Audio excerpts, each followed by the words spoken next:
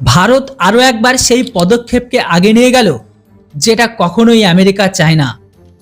PM মোদীর নেতৃত্বে আমেরিকার সবথেকে বড় অস্ত্রকে চ্যালেঞ্জ জানিয়ে দিয়েছেন নরেন্দ্র মোদী।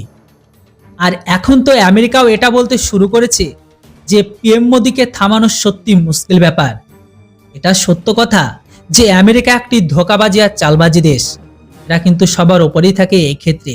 তাই যতই তারা লোক দেখাক না কেন, ভারতের সাথে খাড়া থাকুক না কেন, যখন ভারত আরো বেশি ক্ষমতাশালী বা শক্তিশালী হবে, যখন ভারত আমেরিকাকে টক্কর করে খাড়া হবে, তখনই এই আমেরিকায় কিন্তু ভারতকে পিছনে সরানোর জন্য আর নিজের রাস্তা থেকে পরিষ্কার করার জন্য আমেরিকার সব থেকে বড় অস্ত্র স্যাংশন অর্থাৎ প্রতিবন্ধকতাকে ব্যবহার করবে ভারতের খিলাফ।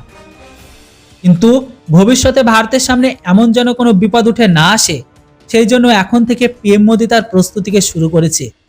আর আমেরিকার প্রতিবন্ধকতাকে জবাব দেওয়ার জন্য সব থেকে ভালো রাস্তা এটাই যে আমেরিকার ডলার থেকে সম্পূর্ণ নির্ভরতাকে কমিয়ে দাও আর নিজেদের মুদ্রাতে গোটা বিশ্বের ব্যবসাকে বাড়িয়ে দাও।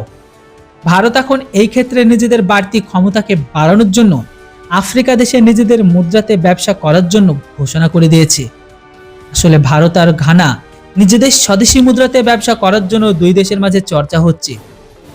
কিন্তু এখানে গত 6 মাসের মধ্যে ঘানাতে ভারতের ইউপিআই পেমেন্ট সিস্টেম চালু হবে।